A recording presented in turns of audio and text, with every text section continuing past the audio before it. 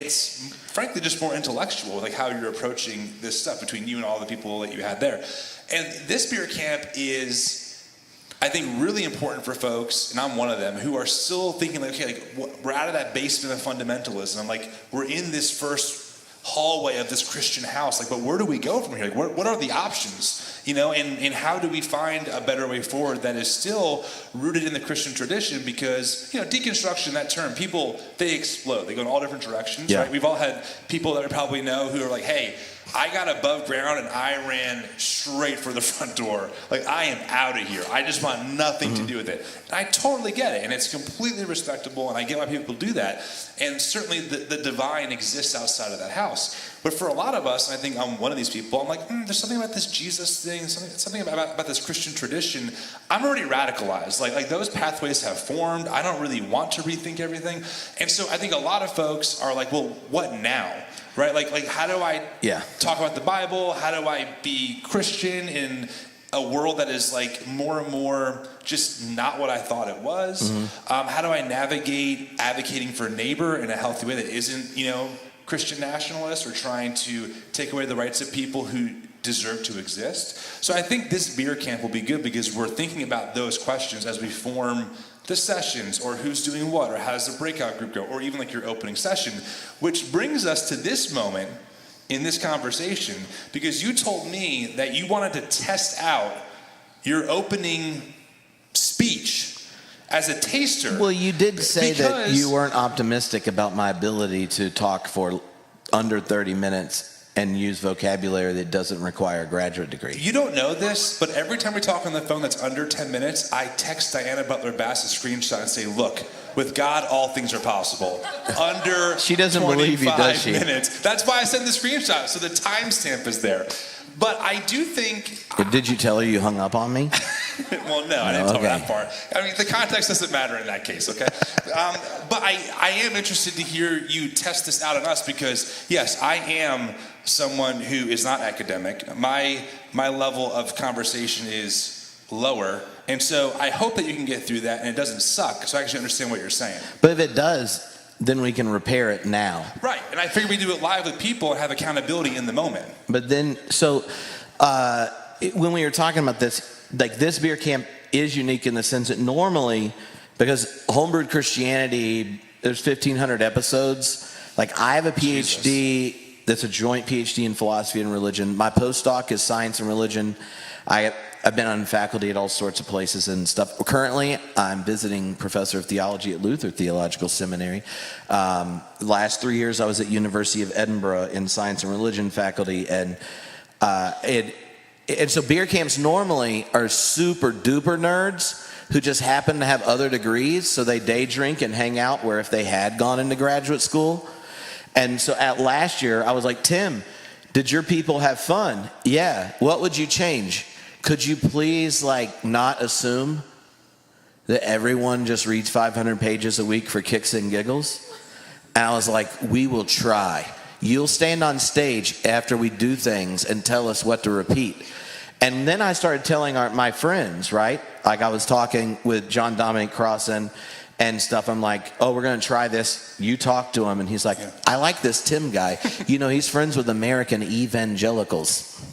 Yeah, but she's an Irish Catholic, so it's, you know, he's like, I don't know which is worse, American or evangelical. But, or we were talking with Adam Clark. It's like we've started to do these things, and so many of my super nerd friends trust you and know that there are these people they would like to introduce a larger, more beautiful, critical, faithful type version of the tradition to.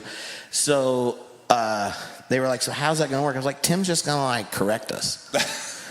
And they were like, have you tried this? I was like, obviously that's what we're going to do when we go to Springfield. Absolutely. And then I told you that's what we were going to do to see if it works. Let me just tell you why this is important in this moment. Because the work that folks like you and all your nerd friends do is actually quite important for how people like us think about faith going forward. Because a lot of us are so used to dogma and just really simple answers that sound like they make sense, so you go half an inch beneath them, wait, this makes no sense. And so even though I think the challenge for folks maybe not so much yourself because you podcast more in the public domain, but for folks who are just like purely in the academic world, those voices are needed perhaps more than ever before, especially with how much disinformation is out there and how powerful some of those voices are. But the challenge is communicating very complicated ideas in ways that maybe you take for granted. Yeah. Like I'm a professional drummer, right? If I just start talking about rudiments and paradiddles and double stroke rolls, and you gotta, you make sure you do 4 on the floor, and people be like, whoa, I'm not a drummer. Like, you have to back way up to like, what the hell is a paradiddle? Yeah, like, but what right, about right. the boom a tat tat, boom a tat tat? Just like that. So you have to go down to like that, Michael Scott, explain to me like I'm 5.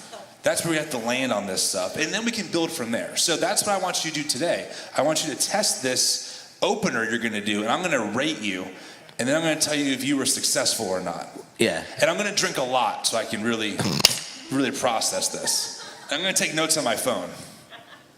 Are you cool with that? You can do whatever you want. Like, Great. You're so open. Yeah. Open and relational. It's like Open, relational, and like we've gone to a lot of breweries today. So I say we do that. Okay. I'm standing up while I talk because... Yeah, that's totally fine. Well, yeah. No, we didn't talk about this part. Oh, well, just one final thing for Okay. the people who are with us in this conversation. I do think it's important for the folks who are listening to this to also, if you want, to take some notes and let Tripp know if this is accessible to you. If you're someone Or if they like have me. questions. Or if they have questions. You're going to talk to me after, Yeah. and then we'll talk to them. They can ask anything they want. Hell yeah.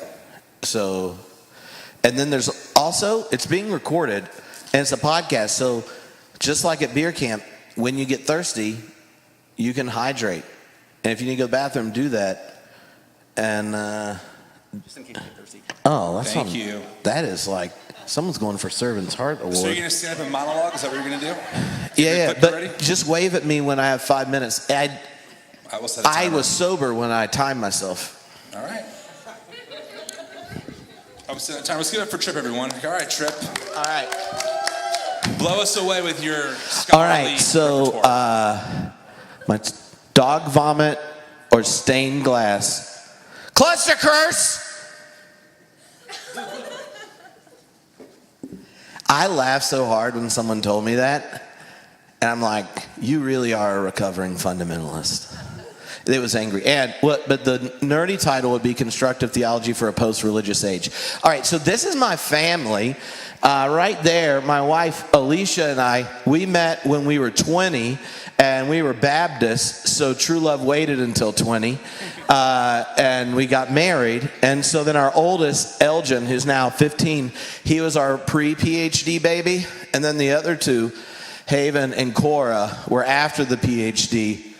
The dog there, his name's Dino. She plays an essential part later in this where it do the callback. Cora, the smiley, giggly, rather wild with very little boundaries woman, loves Dino. She also loves Dino's attention and will get it in all sorts of varieties. Now, how many people in here loves... That's a bad sign. The Holy Ghost was like... They are not pleased. We don't like smoked meat. Well, Cora discovered that Dino's a big fan of the grease at the bottom of a brisket. And so when she ran out of making her treats attractive, she used Crayolas. Don't worry, it'll make sense later. All right, so the last 3 years I lived in Scotland, and one of the things about Europe is that almost all those countries were Christians forever.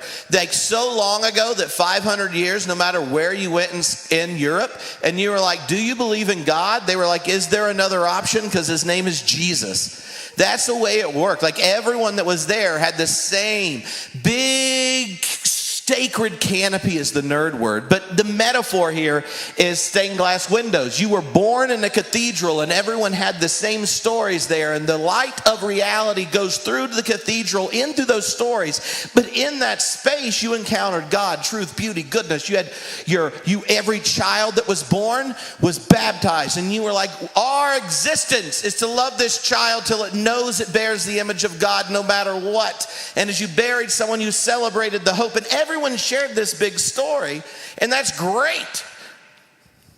And these are my really bad pictures of stained glass windows, because we would go to cathedrals And I pre-gamed for cathedrals, not with drugs, with history. This is what happens with a PhD dad.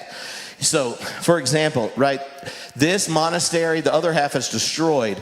Each of the parts of that window were sponsored by different vocations in the town. So the bakers have a window, the iron workers have a window. You see what I mean? Like the whole town told their story in it. And you can see a couple of the pictures. This is what I mean is I shouldn't have been a photographer because you can't tell. But in them, for example, the stories of Jesus with children. The pictures are faces of children who had died in that congregation interacting with Jesus in it. So you walk into a cathedral and you're like, oh, it's old religious art. But that city for years, hundreds of years, most of the cathedrals take 100 or so years to build and then exist there, were built by individuals that were trained generation after generation in the same guild. And then the face of the kids are the kids that died for some of their members. And when they look at the world and the story of God, it all is that neighborhood telling the story they all shared and they had a place in the world. That's my attempt at getting the picture so you could see the kids' faces. Again, not an artist, but that's why I downloaded some of people that are good at it.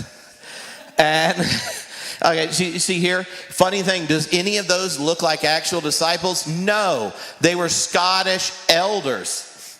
And what did they do? These were the old Scottish guys who adopted widows as their children so that that all the widows were cared for. So like an old dude adopts a woman older than him to care for them. And they were the faces that got put on the windows for Matthew, Mark, Luke, and John.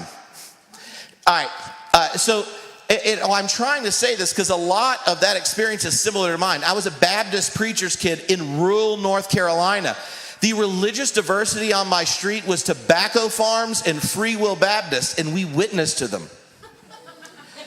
When I was in 4th grade, we had a Methodist move to our school, and I didn't know if they were Christian. So until we moved in the city and church planted, religious diversity was a variation of Baptists. And everyone, if I made half quotes of a Bible verse, they were sword drill champs too, and they knew it.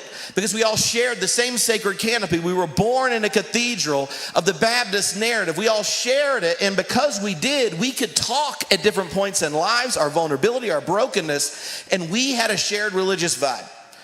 And you didn't have to explain it because we didn't know anyone that talked about beauty, goodness, truth. They didn't have the big narrative with us. We might have our problems with it.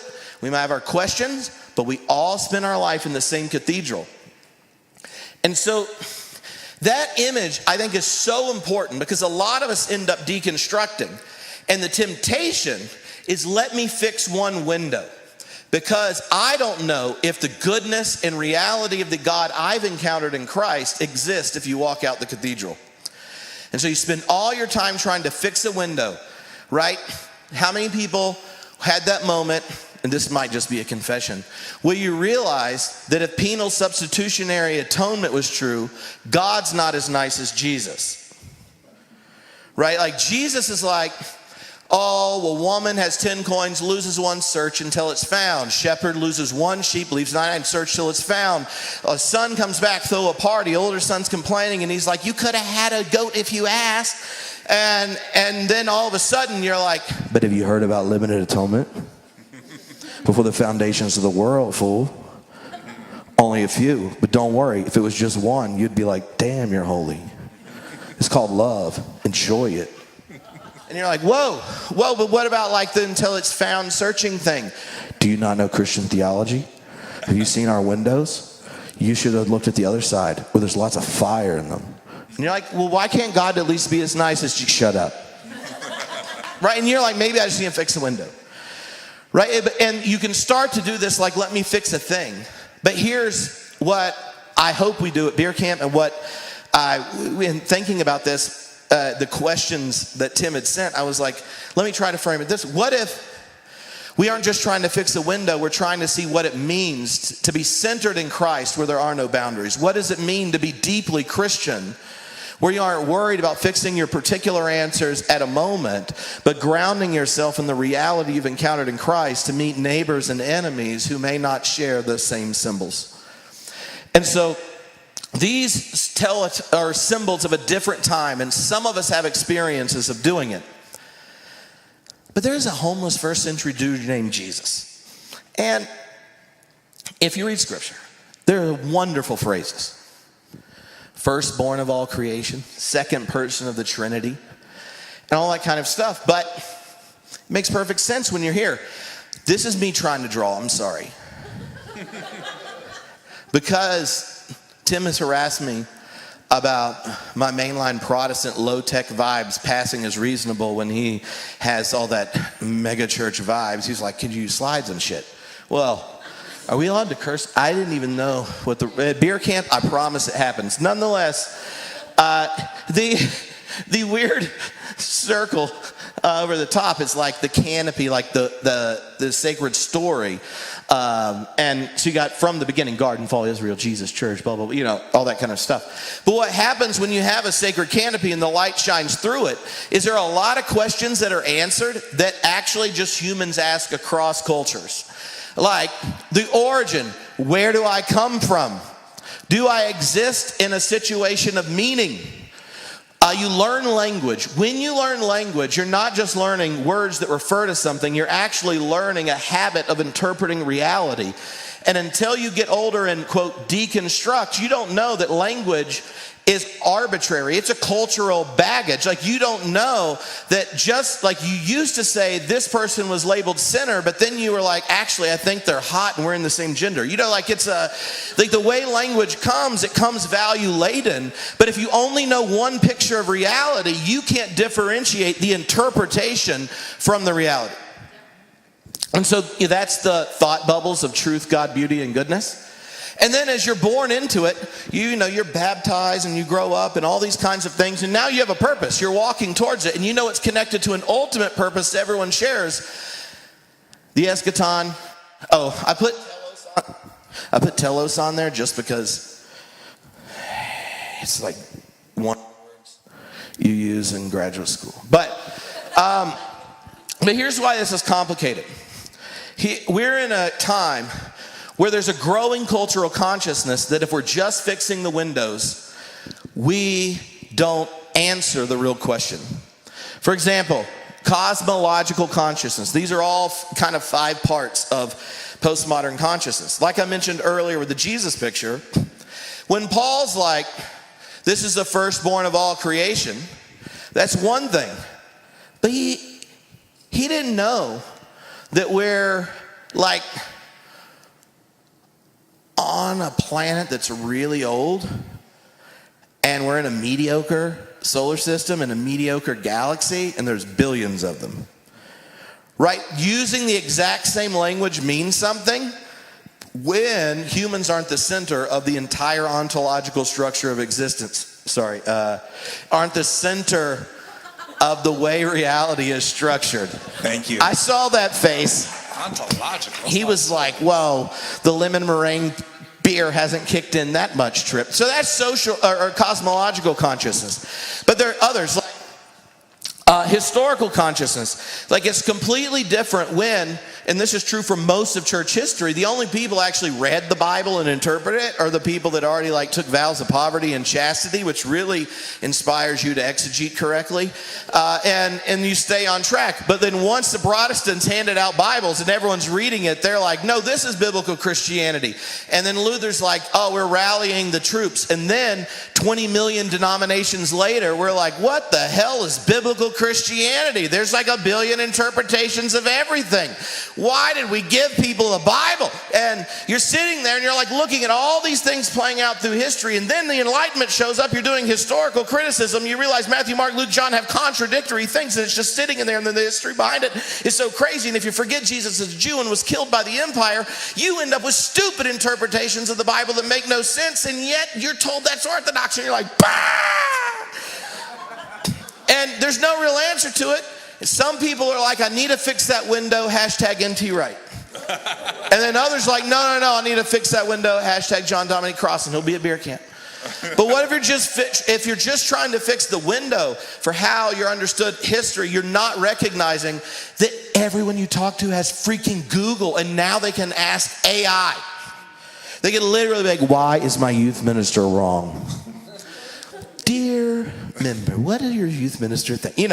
So his social consciousness, that where you were born, your race, class, gender, sexuality, what part of the world, and when you were born completely changes everything you know about yourself. You are a winning sperm. You beat out millions, and yet everything that's most important about your particularities is accidental. And you're like, what do you do with that? I don't know. Come up with a new version of sovereignty or whatnot. But you see, all these things we can't undo. Pluralist consciousness, I moved to Los Angeles and I realized there were six different religious traditions on my street. They went to different cathedrals with different stories, and the nicest person was a libertarian atheist. And I was like, look, being an atheist is one thing, but, and all that is nothing like false consciousness. If it's philosophy class, this is where I go here's Marx, here's Freud, here's Nietzsche, here's Darwin, here's cognitive science, religion, here's evolutionary psych. But underneath all of it is that we no longer can be confident we even know we believe what we believe. What is the reason why? What if I didn't get a PhD in philosophy and religion, then a postdoc in science and religion, and start a podcast and all these things because I really think I've encountered the truth and want to communicate? What if the real issue is I have mommy issues? What if secretly deep down I know that if I was I don't believe in God anymore, my mom's going to cry? And because I had poor attachment around 4 to 6, based on Erickson's stage theory, that I have to spend the rest of my life internalizing guilt about not having secure attachment by fabricating a story that I perform to people like you and on the podcast each week. But I really just need a therapist to work out that trauma. But in lieu of that, I have a lot of graduate student loans. And you can go through all these things, Mark, you can think of the way economic motives work, or you can think, anyway. But false consciousness is we're not transparent to ourselves as to why we believe things. Once you admit that, then it's real hard just to fix windows. In fact, it makes the activity of fixing windows and feeling anxious about it a little revelatory. What happens if it's not really about your faith, it's about belief because you needed certainty about something? Because you wouldn't let the light in unless you were controlling the stories it came in with. So this are some of these pictures I showed earlier. And we went around lots of family vacations in Scotland because we were there for lockdown and couldn't go anywhere else. And this is what they look like on the outside. This is raining because it's Scotland. The 2 months a year people visit, it's dry and sunny, and they're like, I can't believe you got to live there 3 years. And I'm like, But you get these beautiful stories I told before. On the outside, you get this.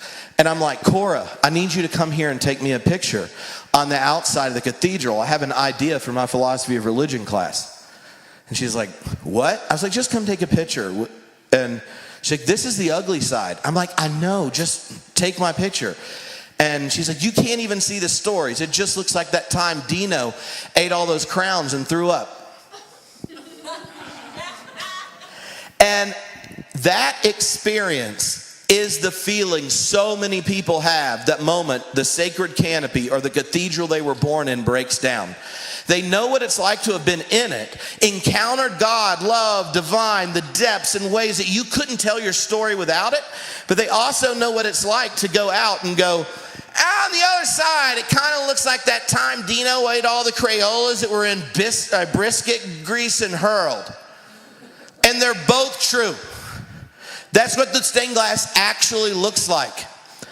And so, oh, there she is. Don't you, you would clean her throw up. She's such a sweetie. See, look at Dino. Didn't Dino cute, Tim? Oh, so cute. Okay. Well, see, this is what happens in a post-religious age, like one where you don't have a religious a priori, where you don't just assume a shared sacred canopy and everyone's in the same cathedral, all that kind of stuff. again, I'm not an artist, but the little wigglies are cracks in the glass, and then the words that are in green are the different parts of postmodern consciousness. But notice what happens when it breaks. No longer do you encounter everyone where you're all part of one origin story. And now, instead of having a shared origin, whether it's the image of God, you can go through each religious tradition. The recognition of the reciprocal relationship of Brahman and Atman changes. Anyway, there's lots of ways this shows up. But then, all of a sudden, where you find yourself, fun word, it's from Heidegger. This is your way to impress your friends later. Throneness. Heidegger, 20th century existentialist philosopher. He said, the human predicament is one of reckoning with throneness, where you realize the things you cherish most about your identity and the language and symbols and all these things you use to work it out are where you happen to have found yourself thrown in the world. What do you do with that?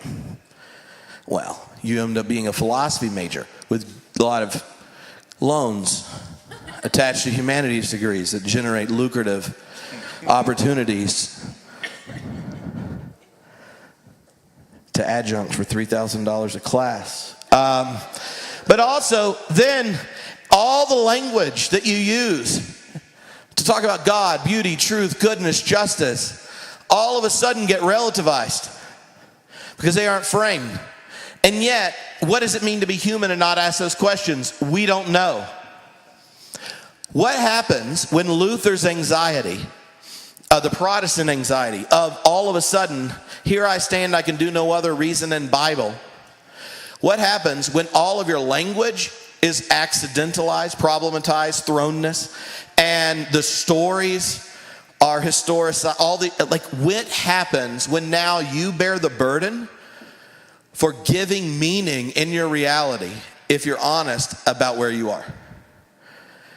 The intensity of Protestantism, the moment you get to a post-religious context where we don't share the same sacred canopy, dials up to 11, Spinal Tap style. And now we each have this feeling of the very questions that every culture is asked, beauty, truth, goodness, who is my neighbor, what is love, what is justice, are now asked with language, symbols, and stories. You have false consciousness about yourself, and you have historical, political, all these suspicions towards the language. You know you're thrown, it's accidental, and then you say to yourself, what is in front of you? Not meaning, not a goal, but death. And you know what humans do in the face of death? Lie with confidence. And it's simultaneously funny, and I think it's relieving if we're just honest that this is where we are.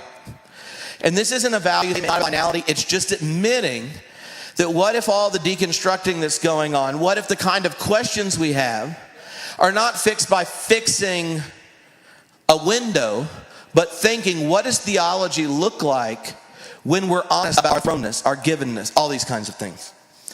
And so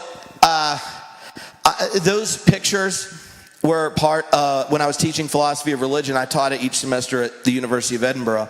And in Edinburgh, it's multi-religious and largely secular, right? And so I felt like I had to make the case for religion when I teach the class.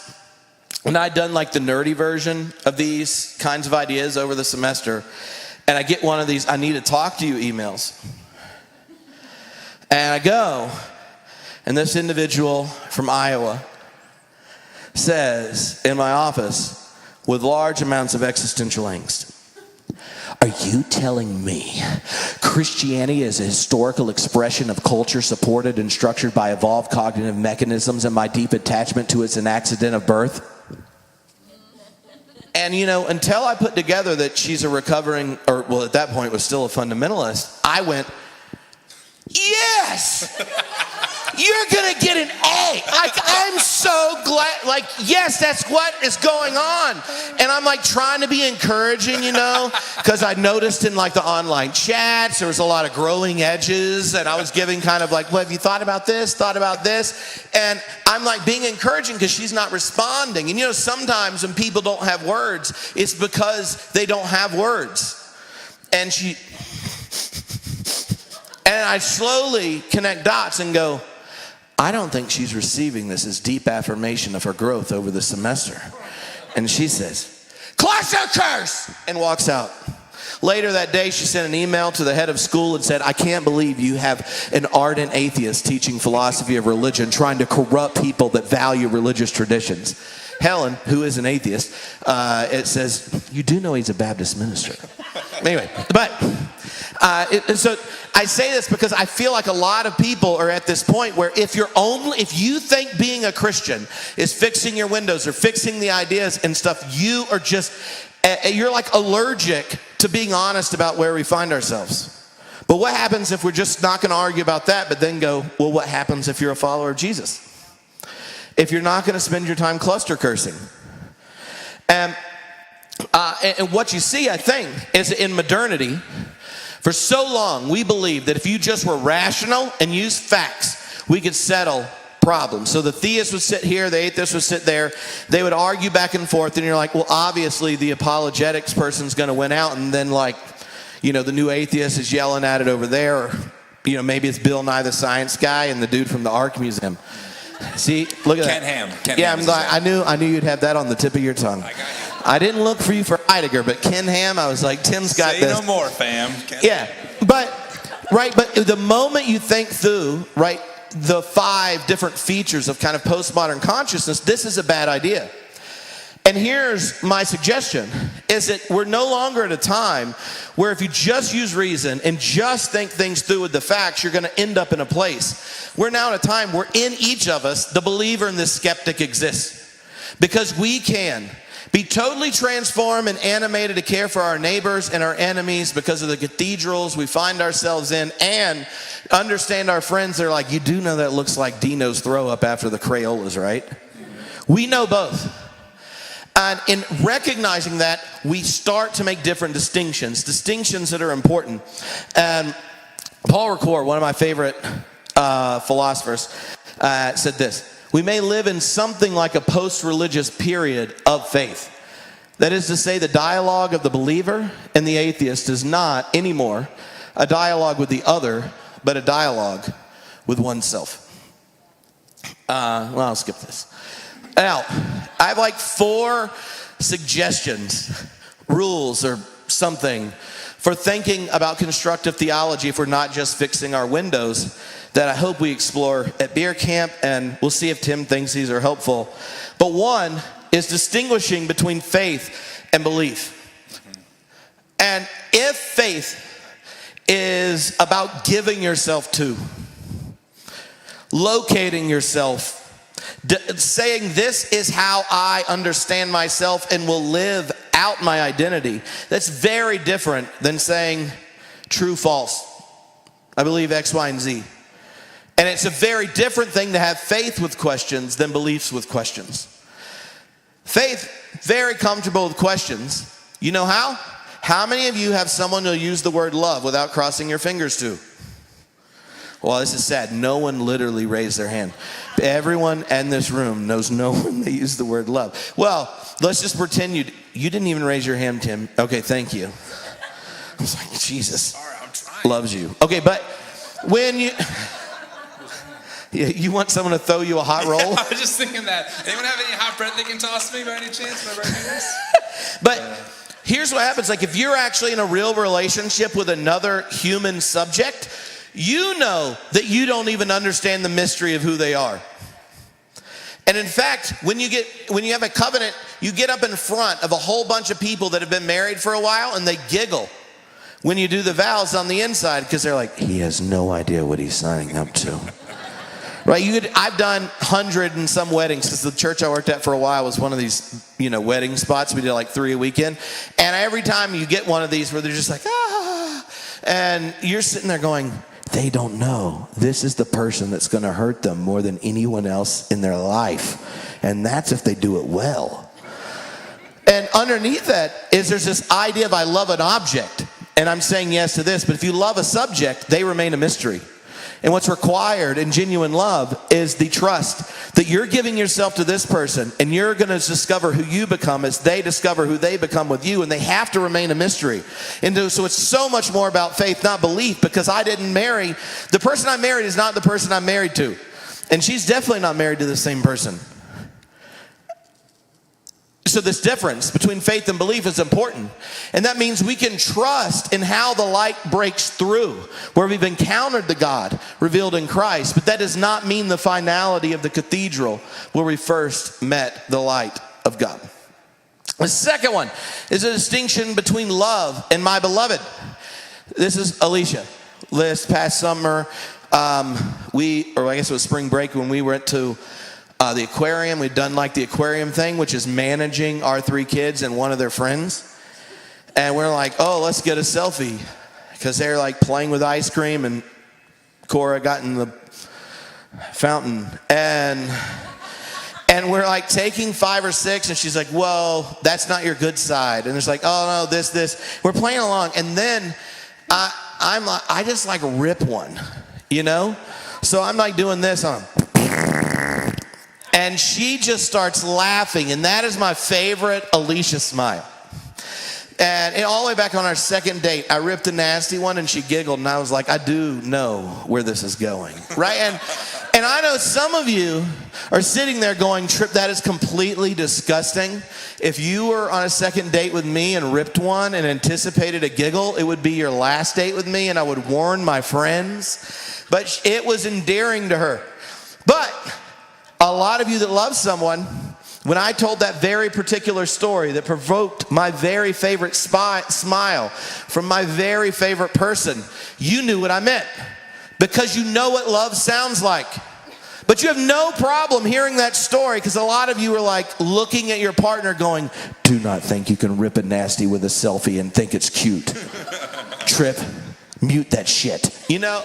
And so I say this because when it goes that, none of you are going to ask me for my wife's phone number, even though that's really cute. And I could tell you a million reasons she's wonderful and I love her.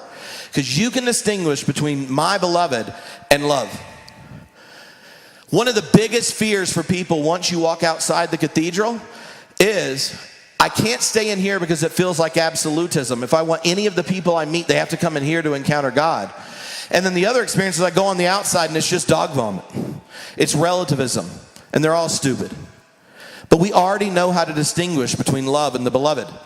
You do it every time you smile and or resonate with the love a friend tells you as they are falling in love with their partner, and you don't ask for their phone number. You see what the distinction is?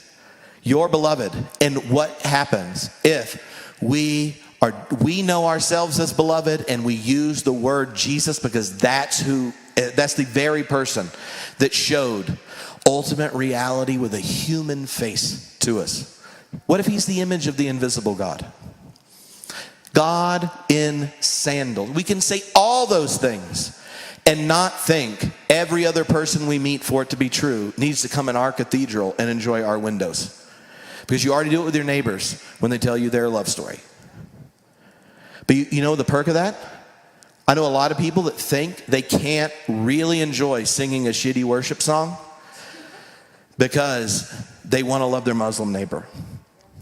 Or they can't keep doing their quiet times because they're like, this is the text where I read it and I come alive. Or start inserting it. But the moment you make the beloved love distinction, then you have permission to deeply encounter the divine in the place where it animates you and helps you love your neighbor and enemy. And what happens when you talk to people that's not their cathedral? You get a bigger spice rack. I spent 3 years in Scotland, and here's the problem with Scottish food. They only have salt and pepper. It's horrible. I mean, like, if you get fajita spice, it tastes like Heinz barbecue sauce. It doesn't taste like, I had to have my friends from California mail me peppers, you know, and it's just depressing. And you're like, wah! The only food with any flavor in the entire country is Indian, because of the colonial legacy, right, of the UK. And even then, I'm like looking at all the Scottish people like, can't you like get some spices from your Indian neighbors? Like your food would be so much better. Try that out. But a lot of us think if we're gonna cook food, if it's gonna be home cooking, we can only use our spice rack. But what happens? The moment you realize that the God who knows you and loves you completely encountered you in your space and taught you how to have a beautiful meal in your tradition is the God of love who knows and loves everyone, which is a basic Christian commitment, by the way, then you might think if you meet someone who's been cooking meals that taste zesty over here and you've never met them, you don't have to tell them, enjoy salt and pepper and potatoes, fool. You might go, curry is amazing. It has flavor. And then when they slice the hot peppers and the cilantro and then put the butter on the naan and then you start dipping it in and you go around, you're like, who wants to just have boring potatoes? Expand your spice cabinet. Your grandma's not going to cry. We're sitting in a time where you are among the first generation that can know people from all these different traditions that have been encountering the living God and cultivating different dishes. You can taste them if you're a foodie, but why can't we as followers of Jesus encounter what the cosmic Christ, if you're using theological language, has been up to with all these other traditions and wisdom traditions and cultures? Why can't we get a bigger spice rack? Because the God who found sandals in the executed Hebrew is the same God that named and called all human beings into reality. Get a better spice cabinet and you can actually cook with more of the zest of the divine. And that doesn't mean when you're sick you don't have your same bland potato soup. Like it's a different way of framing it. And I think that allows us to celebrate the differences and seek mutual transformation. And but that doesn't mean, because I know what, and this is the last slide, it doesn't mean everything is a creative advance. This is my nomination for the worst single 3-pound purchase in my life. And I thought I was redeeming myself by saving it to use here. Because all fusion cooking is not equal. Haggis curry in a can is wretched. And I say that because what happens if theology is no longer primarily the ology, the logic, where you get the final singular truth? It's more like poetics. It's more of an art where you figure out what the most beautiful expression in that context and situation is. You're just reorienting what your task is. But what it allows you to do is say, this is gross. This is awesome. I love her, and you know what love is. And honestly, I resonate deeply with all the cosmic love that has ever existed when I see that face, and you don't have to for me to say that you are known and loved completely by the one I call the Christ. And that's the invitation for constructive theology in post-religious context. Yes. And time. Wow, Trip. How close was I on? You're only 3 minutes over. Oh. That's really impressive. Okay, that was really great, but I have problems. No, I'm just kidding. I don't have problems. I honestly really enjoyed this talk. I think it's a very strong lecture because you say so many things that I think are putting things into words people like myself and others maybe in this room have felt but don't really have the words to say. But can you go back to the slide with all the isms, like the postmodernism, the consciousness stuff? Where's that one? Keep going. Yeah, no, yeah, that one. Okay, so here's my question, because I still have voices in my head, right, that are like, well, that sounds liberal. Well, that sounds like it's that postmodern thing that we're like, there's no such thing as truth. So let's just start here, because these words might not be what you're saying, but can you help us define and understand consciousness? Like when you use that word, what exactly are we talking about here? Is this like just being self-aware? Yeah, here, unpack that. It's kind of like these 5 little elements are a way of describing postmodern consciousness, which mostly just means like it's the water we swim in. We're post, in a sense, modernity, right, where there was the notion that through reason, truth, logic, you could get to a singular account. Right. So we're post that for And there's scientific reasons we're post that. Sure. There's also like the experience of someone with completely different language and symbols that are like, anyway. Yeah, it makes sense. But consciousness, I tried to say consciousness because I wanted it to be value neutral. Like, you could end up being theologically, like, your language could end up being really conservative and all sorts of stuff. But it's not like you get to pick what is happening where you live. Right. Right. Here's a good example to get at it. Yeah. All of them, if you are just fixing your window, are a topic for an apologetics text. Totally. Right? So yes. instead of going, oh, we call a homeless first century Jew the image of the invisible God, let us line up prophecies that demand a verdict and then give random science answers so it's obvious. And you never go like, but yeah, like, you do know they had like a 3-tier universe and thought the world was 6,000 years old. No, I do too. But you know they interrupt you and yes. they're still like, in the younger, like, yeah. But if you just go, you can. I know you have a incentive to keep doing this, but what if you just don't? What if you don't waste your time on that and just go like, this is where we are? Yeah. I mean, what you're saying makes complete sense, right? Because you're right. Like, if you just survey even just the American landscape, right? This idea that I guess modernity gives us of like, you can, through facts and reason and logic, arrive at the same conclusion. It falls apart. Just look at our political landscape, right? Like that's not a thing. It just isn't happening that way. So I agree that is a snapshot of the reality that we currently live in, right? And so I think what is tough, or I would say it's less and less difficult, but it's still like a thought that I think about is, we're talking about at least the concept of God, or just like this thing that we're trying to put like labels and words to. And if there is this divine presence thing, God, that we call, right? Are you just saying that, like, hey, these categories of like, we can use facts, reason, and logic to understand this divine thing is not sufficient, and we have to look at like other categories of understanding? Because I think the apologetics world, especially in evangelicalism, right? Like, their fatal flaw is trying to say, well, like, if we just use enough facts and reasons, here we go. Like, how could you deny, these theological truths? And I tell people often, I'm like, listen, if you need to think about it differently, there's a reason why there's no flat earth department in academia. Yeah. Because we can objectively like prove that the earth is not flat, but there are thousands of theology departments all disagreeing with each other on how we define this thing, right? So I don't think those labels are helpful, but for people who are trying to gain new language, a new set of lenses, so to speak, how would you kind of unpack coming from that view of like, well, facts, reason, logic, data, the Bible's true, 6,000 year creation. And you're like, well, actually, we have like the pluralistic consciousness, we have this false consciousness. I'm like, okay, love the language, but help me get from there to there. So, two things. One is, I think you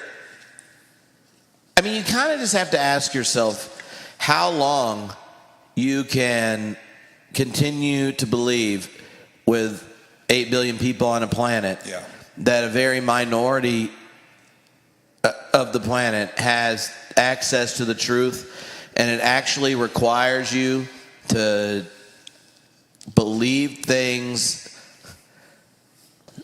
that make no sense. Yes. Right? Like, totally. I know the feels from people like the cluster curse student. Yeah. Like, she's doing way better, but thank God. But part of it, like, I understand that feeling, because if you think your conclusions are the only means to justify your encounter with the divine, right, you're going to stab them like they're any threat, like they're going for your grandma. That's right. But the other element is, in modernity, the apologetics types, I think they were mostly jealous and or threatened by the kind of truth science gets at. Yes. Now, I teach science and religion. I love it. So this isn't even a criticism. It's just science is a kind of empirical enactment on the world where you're distanced from it. You need to make hypotheses that are repeatable in other contexts. And all the scientific procedure does is a kind of bifurcating, or only parts of reality can be gotten at through that type of endeavor. But it was so effective at understanding the world and gave us so much power for determining the world. Then religious traditions said, how do we protect our windows? Right. Let's use the same tool. Right. And here's the thing, in that shift towards if you're a skeptic believer at the same time, right? Like believer and skeptic, and you're having faith, they're both parts of it. That's a different mode than being like a true believer or like an ardent skeptic. And part of it is, what if faith, and this is true across religious traditions, if you ask Lao Tzu, Jesus, Buddha, and Socrates, tell me your secret, they would be like, well, you have to practice what I'm inviting you into. Right? The form of religious, the epistemology, how you know what you know when it comes to religious traditions is engaged. It's not distancing. Right. It's not something that can be repeatable by everyone. It means you actually have to, if you're a Christian, take up your cross and follow me, or what you think of all that invitation. Right. Now, and so the kinds of experiments you would do to demonstrate the power of the Christian tradition should be different than something that happens by going, we carbon dated a live mollusk. Right. So therefore, come to my Ark Museum. Right. Did you know, fun fact, one of my, let's see, how can I tell this? I forgot this is on the internet. So a friend of mine who's a famous gay porn star, that I met in LA was friends with the other gay porn star who was the model for Adam at the Ark Museum, and they didn't realize it was a gay porn star until someone left an anonymous tip in the box and they had to recast it. Oh my goodness. And doesn't that make you want to know the story of the dad who's going through there? And is like, let me put, but like I say this because there's like this conundrum, like you can't accept the rest of the world, but then what happens for most of us, like you can't really believe the whole thing. Right. And so you're like literally the guy bringing your family to the Art Museum, but you also know the gay porn star that was the model. Right. Or you have cancer and stuff, but you actually talk to your doctor first. Like you're a performative contradiction. I try to tell my fundamentalist in-laws, I was like, you can't hate evolution and take Advil. If you'd like the scientific explanation, just ask. Right. And I realize it has nothing to do with truth and like reality. And I just want to say, like, who the hell wants to believe in a God if you're scared of truth about reality? Like, why would you call that ultimate reality if you're just like, this is how the world works? And now you're like, God's unrelated to it. So like that part's there, where it's like, But here's been my suggestion. Now, I was a minister in Los Angeles at a very progressive Protestant denomination. So most of the people that came in there they didn't come in Christian. Right? Which is a lot of fun because you don't even have to explain to them the stupid stuff Christians believe, that you're like, you don't have to actually hate these people or X, Y, and Z. And so I taught confirmation for years. And what we would do is, I called them experiments in truth because that's what Gandhi did, the example when you practice the teachings of Jesus. And so, like, when you're with a group for a year, and by the end they'll decide if they're going to confirm their identity in their baptism. And they're 16 to 18-year-olds. And I'm like, each month we'll pick a different teaching of Jesus, come up with an experiment and try it. So it is like thinking in that experimental way, but what are the experiments? It's not like dissect a bunny. Right. It's do the teachings of Jesus. And almost every retreat, if you give them the Sermon on the Mount at the kicking off of the year, you know what a teenager picks? Do not judge. Right? 16 to 18-year-olds. And you know what they're thinking.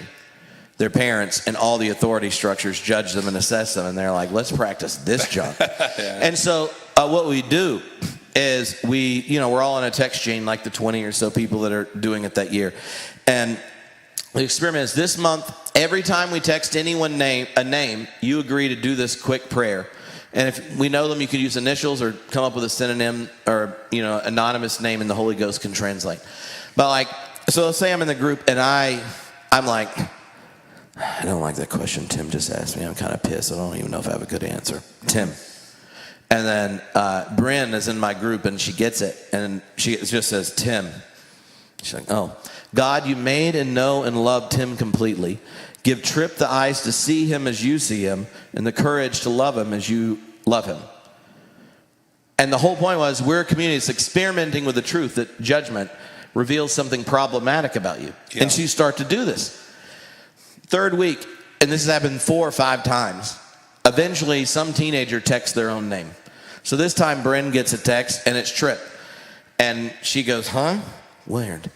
God, you made and know and love Tripp completely. Give Tripp the eyes to see Tripp as you see him, and the courage to love him as you intend him to be loved.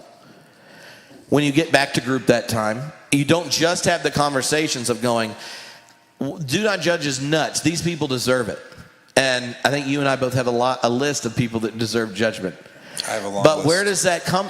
Underneath, there's a whole different revelation when you realize all that desire to judge is also connected to the fact that we don't actually trust what God has said about us in Christ when we look in the mirror. Yeah. So who am I really judging is Tripp. And what was the real prayer about not judging is actually learning to believe when the God of all creation says, I know your name, I know your face, and I care. Mm-hmm. The parts of you love and the parts you don't are my beloved. Yeah. You see, and that is an engaged type of knowing. And I think that is more effective at getting at what is at the heart of Christianity. Right. And if someone does that, would you think they're closer to truth than someone that passed the right true-false test based on which of the 20 million denominations gave it? Yeah, well, I mean, that is, I think for a lot of us, we had this moment at some point in our faith journey. You know, my history is Calvinism and very much fundamentalism. But at some point you kind of go, there are 8 billion people on the planet. Yeah. And they don't all believe like me. So either I'm just the luckiest person on the face of the planet and hit like the jackpot of God. It is convenient, right? It's super convenient, right? That I was elected and you were not, Tripp, because you drink more than me or something like that. But you do have that moment, right? And so what's interesting about this is what is kind of like the mind fuck in my mind, is that you're in a system that is telling you they are giving you truth and therefore the right way to understand reality, while also denying reality and the way things currently are and what we know about the world and universe around us, right? So you're kind of like gaslit and just I mean, I'm not saying it's even intentional by people, but like you're just taught to not trust what you think you're seeing. In this case, it is this belief of, well, yeah, how can everyone like not be predestined besides like me and my tribe? Yeah. Well, that's just how God works, the end, as opposed to, well, no, this doesn't make any sense. It flies in the face of reality. So I think that's helpful because it's hard for me to, I have like 30 something years of that pathway just ingrained that, I have to find truth. I have to stand on truth. I have to stand on the Christian truth. And all that word truth to me usually means is like objective reality, which is interesting because I interviewed Sean McDowell a couple weeks ago, your favorite evangelical apologist. And I had him on the podcast. I asked him a question. He honestly... It's a very competitive list, by the way. He really surprised me because I was like, Sean, do you believe that the resurrection is an objective, verifiable fact in history? And I was expecting him to say yes, and he goes, no. I was like, wait a second, no. And he goes, I think we have good evidence to believe it happened. And I'm like, well, to me, that's, from my vantage point, I'm like, that's totally reasonable. Like, I would never think that Sean would say, maybe an answer that I would say, like, hey, listen, I get it's a crazy belief, but like, I think that there is something that happened in reality, and I hold true to it. And Sean's pretty much like, and he's an evangelical gatekeeper apologist who makes money going into colleges pretending to be an atheist to help Christian kids better defend their faith. And if he's telling me that he doesn't believe it objectively happened, like, what have I been taught my entire life? That if I don't have objective faith or absolute certainty about these things, I was just never a good Christian, right? And so I think when people like yourself come along, who obviously have thought about this stuff and have read way more widely than I ever could, it's like, oh, like thank God I can think about these things in such a healthier framework that is more honest about my reality than having to put these blinders on saying, well, I guess God will work it out. I guess people who are going to burn in hell forever are just predestined that way because God is just and holy, even though that makes God sound like a monster. But I can't really say that because that would go against my faith tradition because God is just and good and loving because I sing this elevation song on Sunday morning. Does that make sense? Yeah. So I listened to that episode. Oh, you did? Yeah. Thank you. Well, I listen to my friend's podcast. I don't listen to yours. I'm sorry. That's not true. I listen to yours sometimes. It depends on how. If I see 2 hours, it ain't gonna happen. I'm just telling you right now. For You know anyone's what's podcast, funny is those it's are not actually happening. the most popular episodes. For you, the 2 hour ones. Yeah. Yeah, different audiences, my friend. I know because mine are smart. Bingo. Oh, I got a post-it of 5 words I have to fit in while we're talking, and one of them was bingo. Oh, okay. Yeah. Yeah, so watch out or I'll give you the white glue treatment. What is the white glue treatment? I don't know. I don't know either. Who invented this game? This was not planned. What? Love each other. Love each other. Is that what the white glue treatment is? Okay. All right. Oh, white glove treatment. I just feel like it just shifted. All right, so no. So when I listened to the episode, so I had like 2 random thoughts, and you may be like, "Trip, why the hell does that what went through your mind?" All right, go ahead. One is like, obviously, you should not say it's objectively required by logic because, like, if something's demanded by logic, then is there even really faith? There's no risk involved. Right. Right? And this was one of Kierkegaard, 19th century Christian existentialist philosopher's point was there was this guy named Lessing who, at this time, everyone in Denmark's basically Christian. So there's like this one like, oh, you know, like, you got that new atheist vibe. I'm going to tell them how this isn't the case. And Lessing's like, no. They're having this nice battle, right? Like, oh, theist and the atheist going back and forth, and I'm going to show you the evidence that demands a verdict, and blah, blah, blah, and you have to, like, go along with it. And Kierkegaard's point was, no, there's this giant ditch, like, he calls it Lessing's ditch, that everything you could ever prove and know about history, and then the infinite was incarnate. Like, you just can't get there that way, and if you think you can, then whatever you mean by the infinite was incarnate is not cool. Right. Like it's like underwhelming. Yeah. Right. And so I feel like I wanted to be like, Sean, thanks for admitting that faith actually requires risk. Right. And it's not something that is ultimately demanded from the proper application of reason, but it's something that's seized out of you by being tangled up in the infinite love of the divine. Mm-hmm. Right. And so there's that part. But I kind of wished my snarky comment back would have been like, well, that's fascinating. Given that your father and you have spent a career acting like that was the case, who was your atheist interlocutor that won?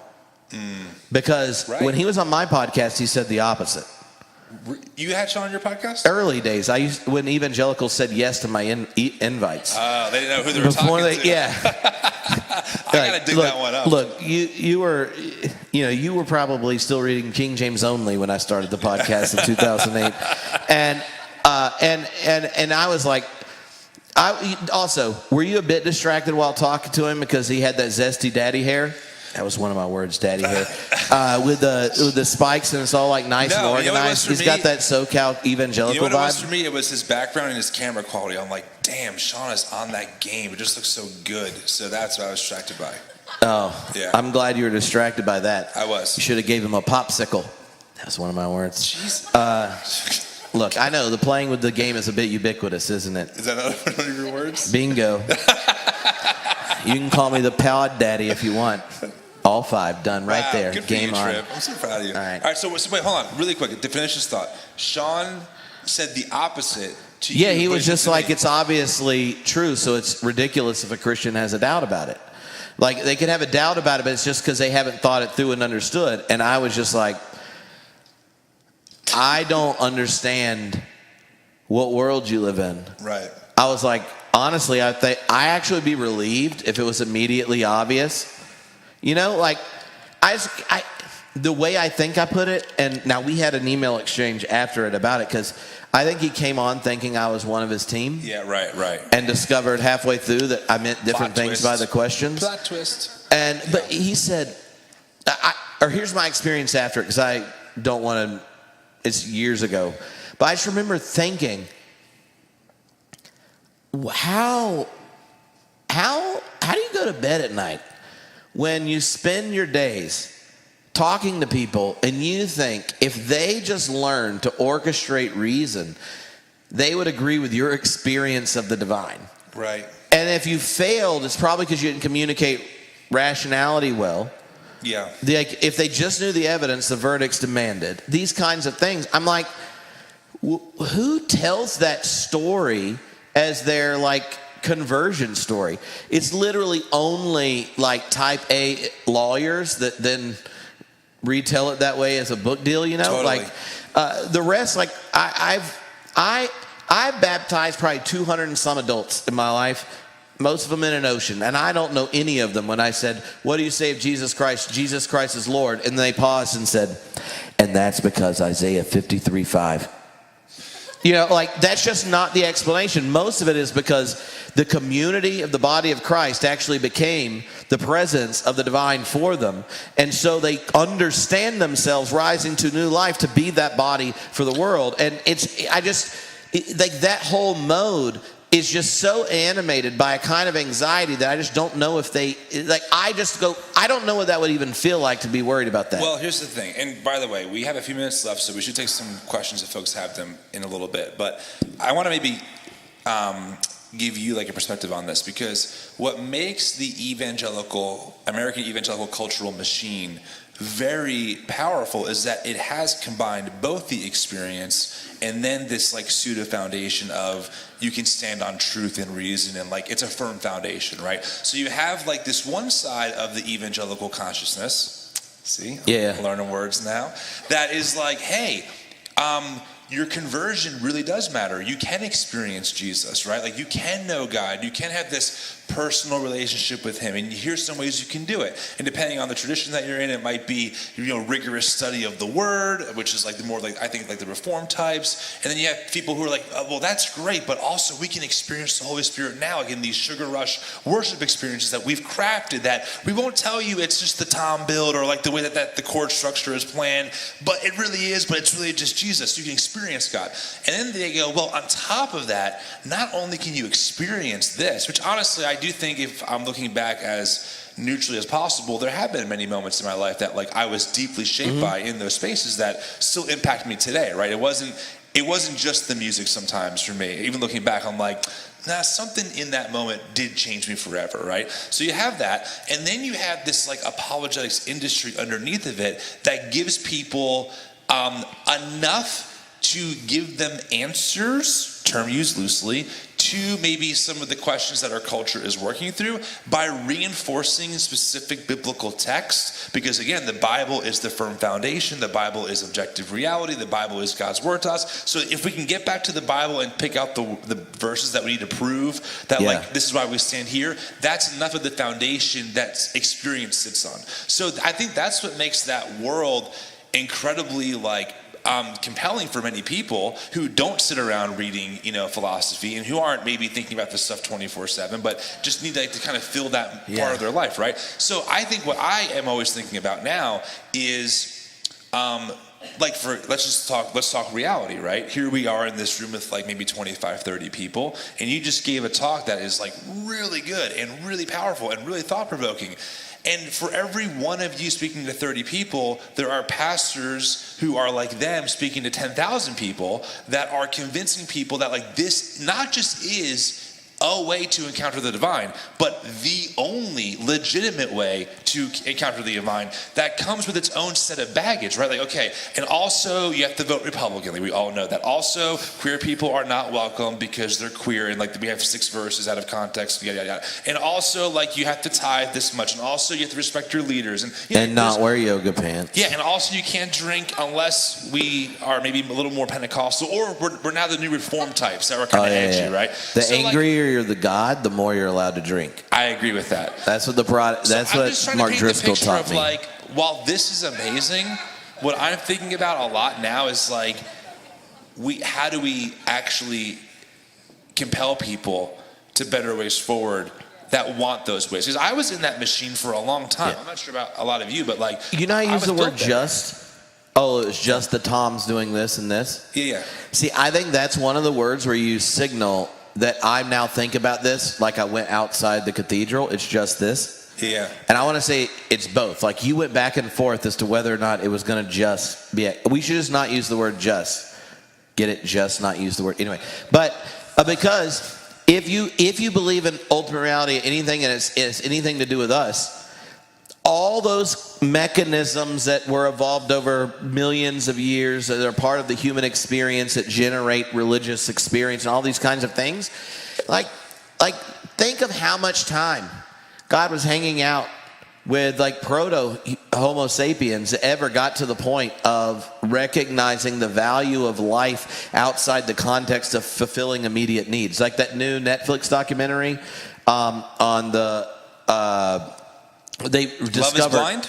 No, we probably get different things in our feed. But 500,000 years ago, one of our ancestors, we found a place, a burial site, where you actually buried people. They are buried with tools. And this means a non-Homo sapien. You don't bury the dead unless you actually have you don't do rituals unless you have a post-mortem relationship with them, and you don't mourn, and it was a cost endeavor to do it, and then they're buried with tools, which means non-humanoids used tools and saw them as valuable but gave to the dead, which means they think they have like life after. Like it goes like a giant changer for like the evolution of religion. The discovery is a real cool new Netflix documentary on it.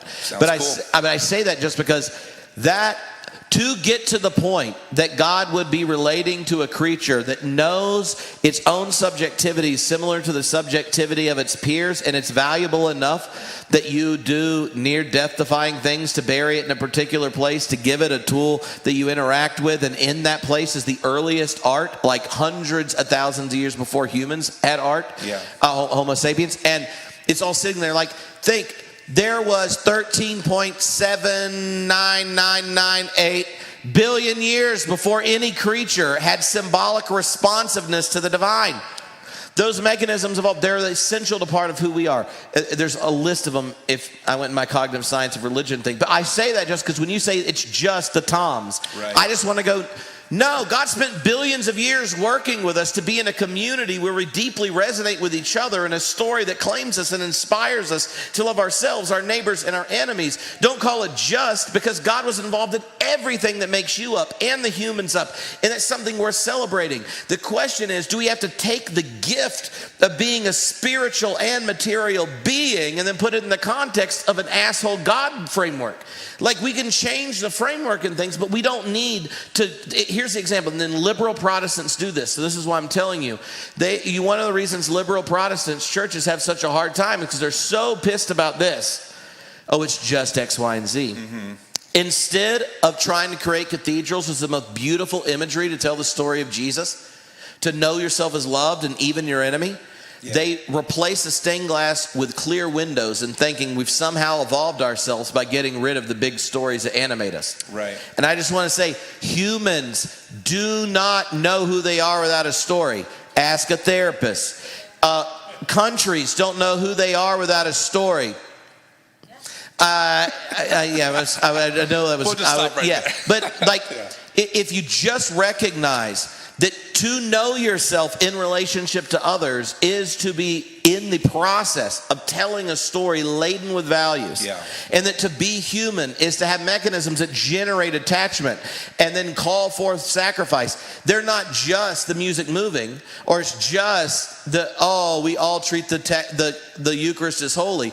All these things are spiritual technologies that the divine spent billions of years slowly bringing creation to have those abilities. Mm-hmm. And if we get so phobic of them being used in an ugly situation, then how do we pass off to the next generation and the generation after that the encounter that we experienced in a cathedral where some of the windows were a bit homophobic, nationalist, and X, Y, and Z? Right. And so, that's why I think that shift from theologic in the mono to theopoetics is so important. Yeah. Because it's going, doing theology well is about capturing something beautiful enough it deserves the name God. Yeah, that's great. And that means you should use all these gifts. Part of what's happening is that Protestants in the last 30 years have discovered that there's this beautiful liturgical calendar that weaves you through all these different experiences.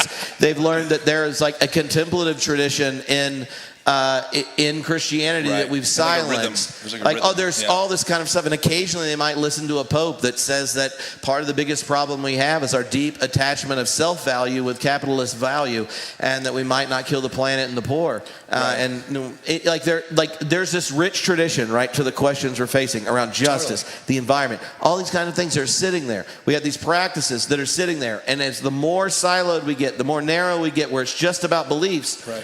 we miss the fact that we are made to be in relationship, and right in front of you and in front of each of us is a community that has the potential Yeah. together to encounter the sacred. Yeah. And I get sad when I look at liberal Protestants who think we help ourselves out by putting windows in, because somehow we understand reality better if it's not narrated. Yeah. Right. Or like in that conversation you had with Dom on the podcast, metaphors make reality. It's not really because metaphors aren't powerful, it's because they're the most powerful one. good. Right. Yeah. Right? Like money is a metaphor, it has no referent. Yeah, that's really helpful, honestly. And we'll take some questions after this last response to what you said, so we have some time for folks who might want to chime in. But I think that what you're saying is obviously really good. It's I like it's that. Just it's even just though you don't perfect. even listen to my podcast. Well, I listen to you talk in person. I can just call you and let you go. Put you on Next speaker. time, I'm only going to respond with a link to an episode. I was like, I got 1,500 episodes. Here's That'd one be where the I talk shortest about phone this. call ever. So I think that this has actually been I'm going to phrase this correctly, because I understand why folks are really angry and why they're leaving their faith expression. I'm one of them. So let's just start with that framework of, most of our, not most, but a good chunk of our content is responding to the John MacArthur's and the Christian nationalists saying, this is bullshit, this is crazy. So I am all about that. I've also realized, I'll just speak from personal experience, that my anger can go kind of one or two ways, right? It can kind of dissolve into just bitterness, where it almost becomes just kind of a sense of meaninglessness, and this is all bullshit and the whole thing is garbage. And I've met people, I've met some atheists on the internet who are like that, oh, religion, it's going away. Religion is not going to survive. I'm like, dude, you are critiquing 2,000 plus years of tradition. It's not going to happen in 5 years if you think it is. It's not a good take in my opinion. Yeah, and atheists don't even have enough kids for that to be true. Just so you understand, the demographics, 20 years from now, there'll be more people born into religious homes in the world than there are now. That's... Well, but boom, checkmate atheist. But my point is that... But I didn't mean that as a... No, okay, hold on. I was really triggered by the checkmate atheist thing. I'm like, no, I'm just kidding. I know what you mean. My point is that I think a lot of us are maybe teetering, where it's how do we navigate a better way forward when as we're reflecting on our experience, there was so much bullshit in it. Yeah. And I don't even just mean the theology. I mean maybe the church trauma, the bad leadership, the weaponization of God to exclude our friends and neighbors who weren't like us, right? And so I appreciate what you said, because I think at least in my journey, I am thinking about I don't think it's this dichotomy of either you just go down this scientific, factual, reason-based logic route, or you just have this sense of blind whatever. But I do think there is this idea of mystery and beauty and goodness, and that stories do narrate our lives. Yeah. And believing in our resurrected Jesus, to me, is just a very beautiful concept that helps me live a more fulfilling life of love of neighbor and love of God. And so I appreciate that, because I don't think it's always healthy for us to look back unrealistically negative either, right? I was very sincere in those moments. As a drummer in a cage like that for 20 something years, there were many moments where that it wasn't just the toms. It felt very powerful to me, But I do wrestle through, I think sometimes still, how I make sense of that experience and what actually was happening versus that veneer of the Spirit is here. The atmosphere is changing. God is doing something magical. He's breaking you free of your chains, only to go back the next day in the same patterns that you thought you were free from 12 hours ago. Does that make sense? So that's kind of what I was getting I definitely think it makes sense. And I feel like that angst around what you do with everything that comes with a religious institution is not really different than our angst around political institutions or economic institutions. It's so many. We're at a place, and I think it's ultimately connected to the shifting postmodern consciousness. That what do we do if we all know everyone's crossing their fingers when they're telling the stories that are required to bind us together for collaborative action? Exactly. Right? And And so we need to get to a place that where those that lead in institutions and those that animate and act out of them are not the ones that are true believers in scare quotes, in the sense that they're totalitarian about it, right. But they're true believers in the sense that this tradition contains a wisdom that the world's better off with people committing themselves to. Yeah. And one of the problems, I think, for our generation and those younger is the temptation to be like, peace, I'm out.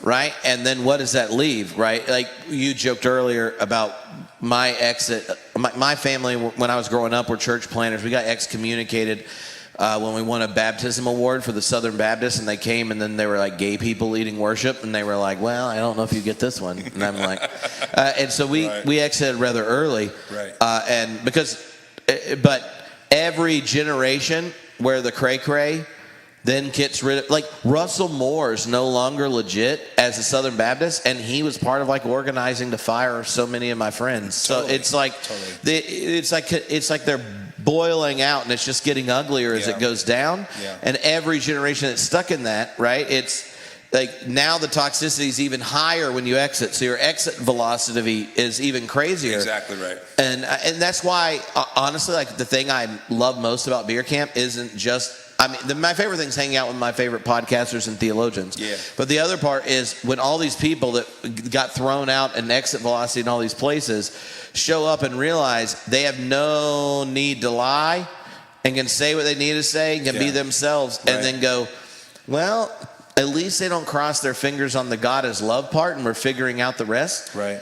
Because we aren't becoming more and more siloed, or more and more smaller collectives, less and less animated by shared stories of beauty, isn't going to give us the collective power to respond to the forces of death that are expressed in religious, political, and economic places. Yeah. And, you know, funny thing is, despite people's attachment to Jesus, he literally wasn't the Messiah without disciples. He does nothing until he calls disciples. And then what does he do throughout the whole thing is he empowers his disciples. He sends the 12. He sends the 80 or the 70 in Luke. And John, it's like, oh, feed my sheep, feed my sheep. Right. Like the whole Jesus movement in all four Gospels is what God is doing here makes no sense without a collective embodying it. Right. And then so often we get burned or we get toxic stuff, and then all of a sudden we think the solution is let me fly solo. Exactly. And that's the sad part. I understand why we do it, but we weren't made to fly solo. Totally.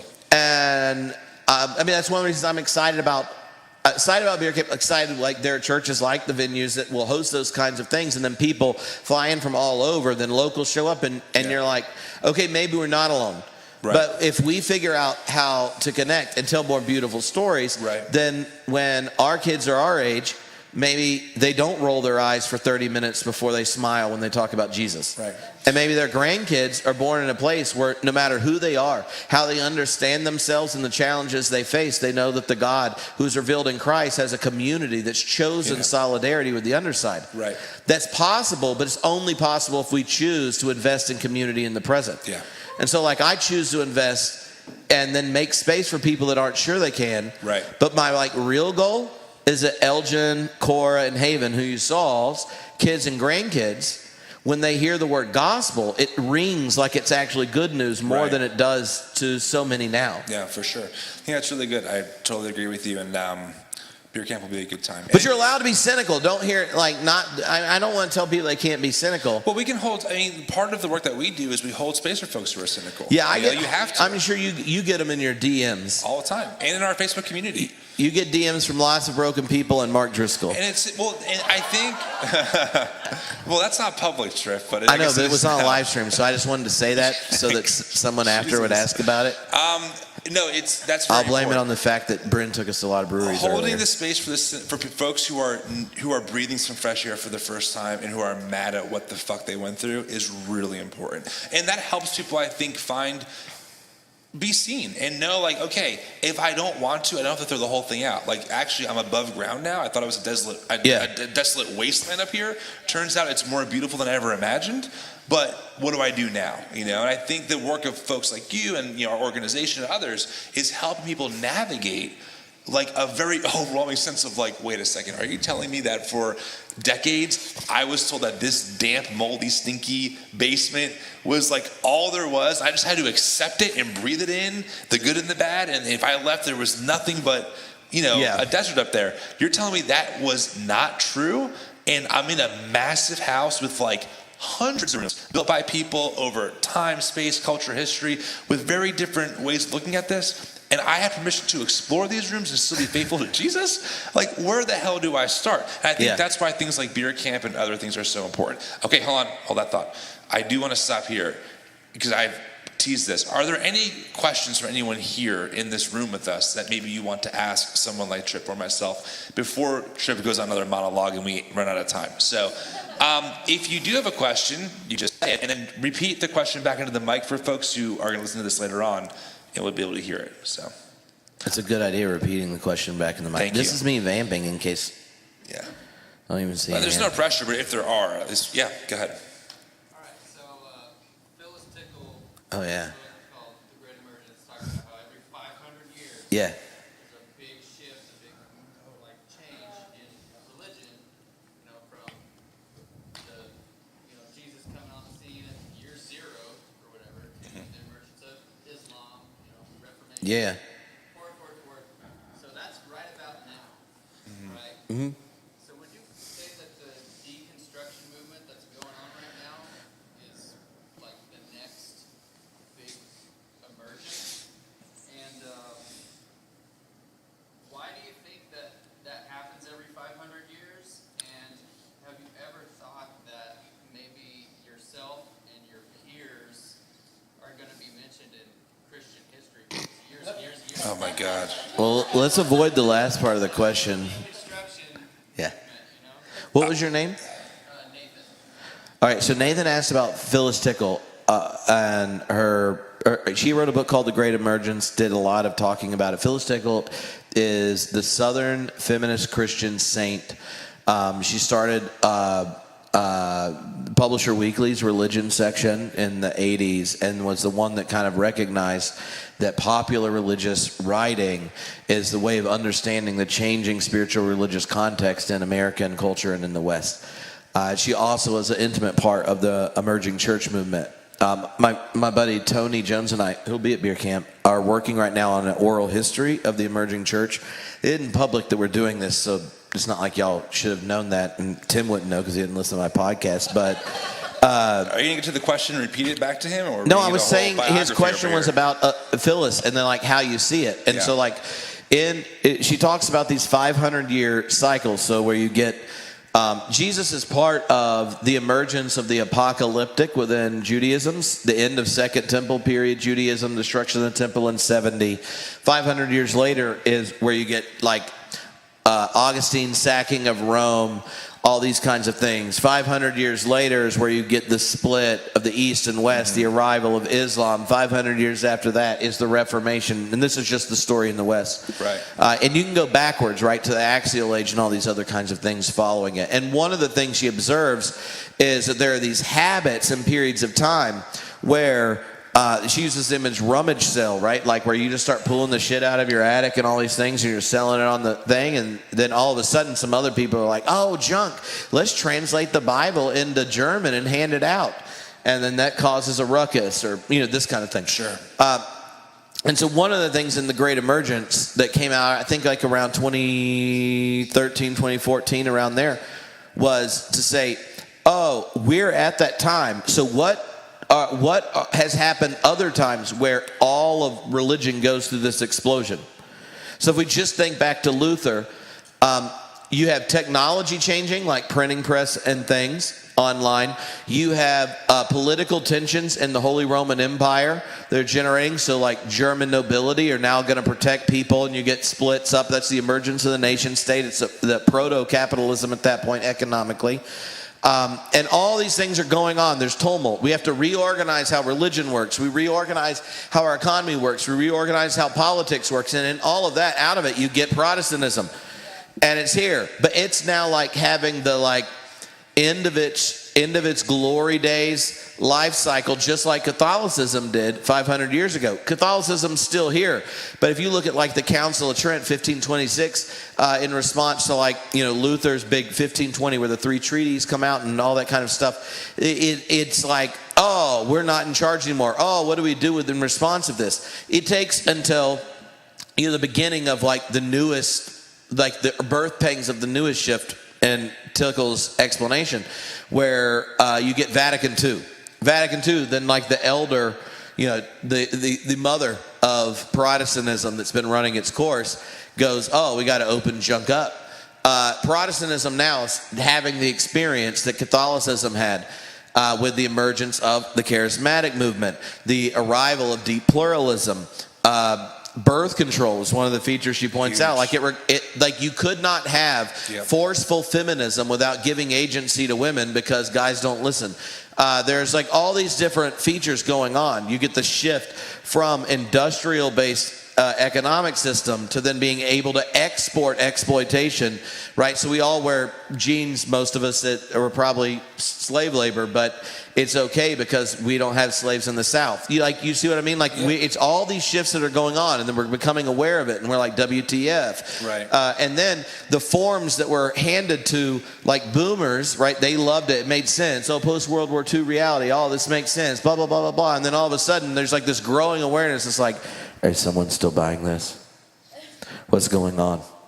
And when you're in that space where you would need something to grab onto, that's that image of the rummage sale that Phyllis Tickles pointed out, right? So like Luther picks up stuff from like John Huss, but now he had a proto-reformer who was burned to the stake, but now he has a German lord who will hide him while he translates the Bible into German and then print it, because he has a printing press. Huss didn't. Wycliffe. You get so. Totally. So one of the things I love about that and helping us see this is to go, the natural tendency of everyone, because most generations in the 500 there was something that worked, is like when it breaks and the other things around you work, is for you to go, well, what's wrong with our thing? And maybe you find out, oh, we should have done this differently. But if they're all screwing up and breaking, then Phyllis is like, well, what if the goal isn't fine-tuning something that's thrilling? It's actually going to the flea market and seeing the wisdom and riches that are there. What would happen if you didn't think survival was figuring out how to make the same system you had work? Right? And when she passed, it was very sad, because she was so many of the people in the emerging church movements like honorary grandma.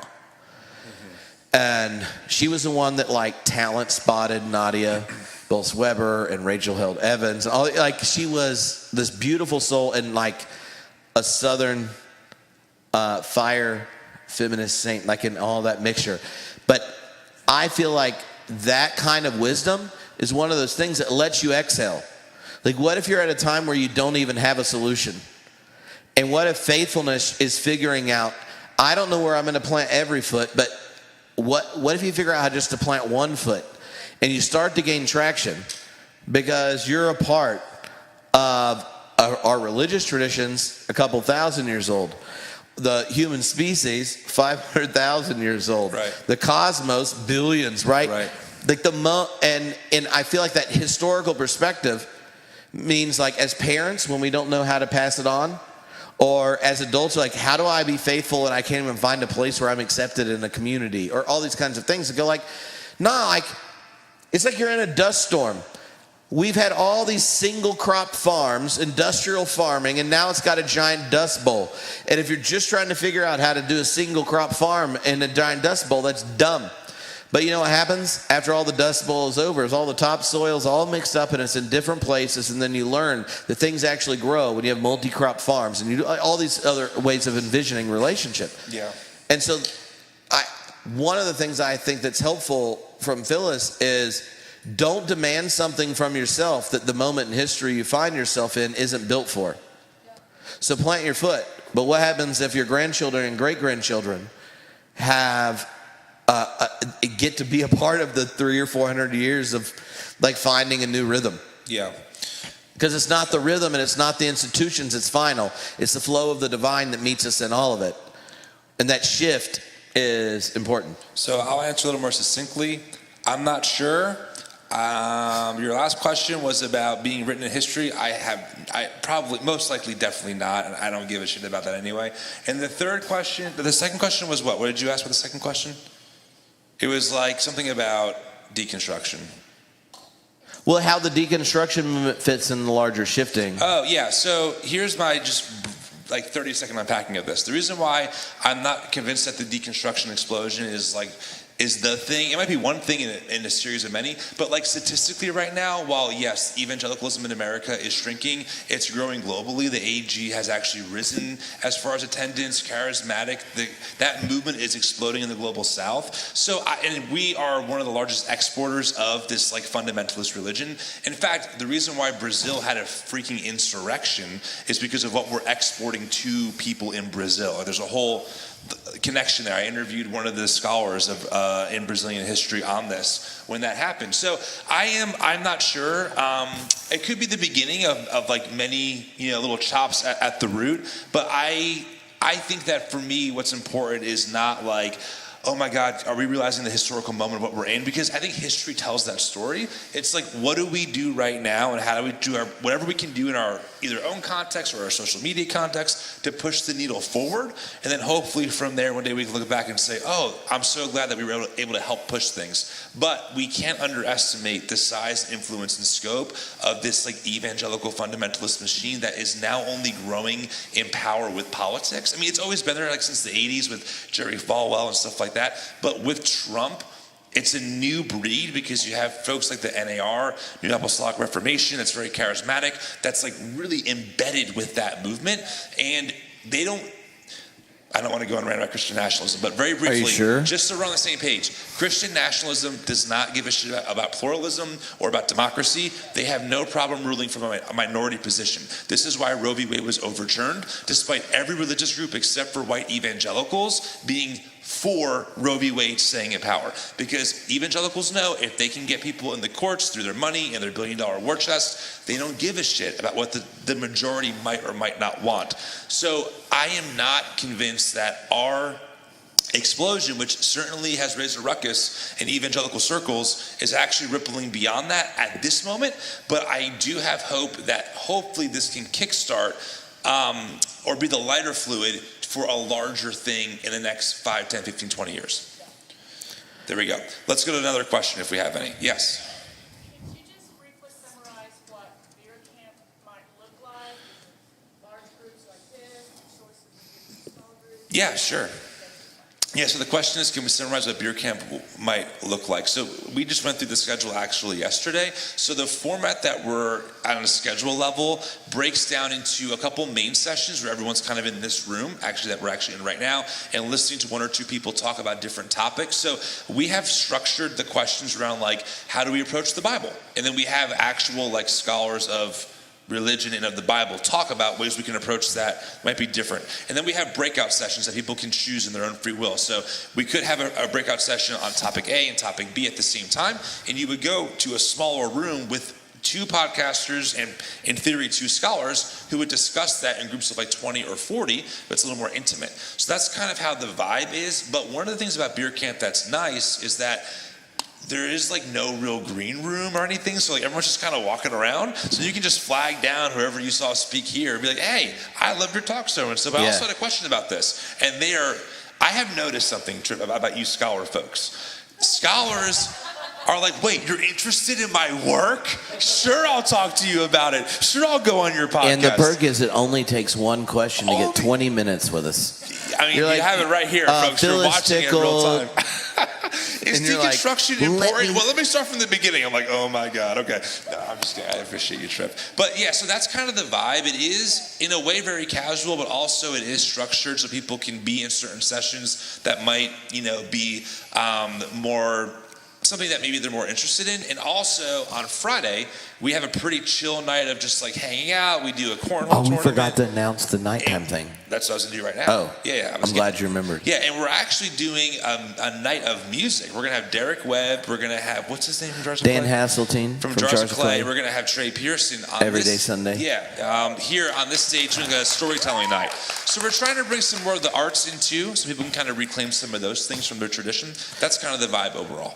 And the breakout sessions, so like the main sessions and then the breakouts that are in here are on the 10 topics, people that started deconstructing since 2016. I did a survey of like 3,500. Those topics get covered. Then there'll be another one that's like super nerdy topics. Then there'll be another one that's like geek topics. So like a religion and Tolkien scholar, religion and Star Wars, Star Trek, MCU. They do a talk, and then there's all these podcasters that do geeks junk talking with them. And then there's, in the smaller breakouts, are ones where you may do like particular practices or conversation groups or divine doodling, like using art to explore things. So there's like a mixture. And then like 30% or so everyone at each of the breaks have just got another drinking cornered other people that have a topic and don't go to anything for the breakouts and hang. That was my favorite part, Tim by the way. goes home and takes a nap and doesn't listen to my podcast. Well, last year it was nice having the option not to be in a session because I was like so speakered out, like sermoned out from people. All you introverts. So it was great just being able to be like, oh, I can just talk to someone behind the scenes or whatever. So that's kind of what it looks like. Yeah, absolutely. Okay, I don't know how long it's been 2 hours, so I think we're kind of hitting our wall. But any other questions before we start maybe landing the plane? We can do like one more, then we can hang out with people. Yeah, for and those sure, that need to go home, like they can. But we can. time, That's we what I get mean. to like cut that off. Oh, also there'll be group karaoke during beer camp. There'll be a sword drill where you can win a high quality sword drill trophy. There'll be a cornhole tournament. I may be trying to find locally sourced Wookiee costume to put Tim in. So when we do karaoke, if you Google on the internet, you can find a video. We lost a bet with Trey Pearson last year where me and Tim and Mason had to do DC Talks Jesus Freak for the opening of group karaoke, which 2 of the 3 members said we did a quality job. Happy to hear Now, that. I don't know if it was quality in the sense that they, as professional musicians, give quality, but when it was sheer gusto, jeez, you give the man 2 beers over 8 hours and he can't even. So there's lots of like little fun things that run throughout. And yeah, It's be good. Any last questions? Okay, I will ask one. All right. Fine. So I listen to Tripp's podcast, so I know that. Unlike Tim. Unlike Tim. So I know that a lot of what you orient yourself around, and you talked about it tonight, is like goodness, beauty, and truth. And I think a lot of us come from places where like we were given these really certain scripts, like, and they all disagree. Yeah. Like each of us would have probably a different one, you know? They're all certain. And that's like comforting, you know, to have certainty until it breaks, and then you're like, oh, the windows are vomit. How do you orient how do you decide what you want to orient yourself around? You know what I mean? How do you choose beauty, goodness, and truth? I mean, they sound good, but where do they come from? You want to repeat the question? What are your sources of goodness, beauty, and truth for you, as opposed to this certainty? What's it look like to find them in the face of uncertainty? What was your name? Paige. Paige. Okay, that's a really fun question. Now I'll give a short answer because I don't want to be judged by Tim and my beer's almost empty. Yeah, right. So Paige. Short. Well, in that case, never. Short No. answer. I So- gotta pee so bad, so make this short. Okay, in the West, beauty, truth, and goodness were kind of the immortal virtue of sorts, like the big things.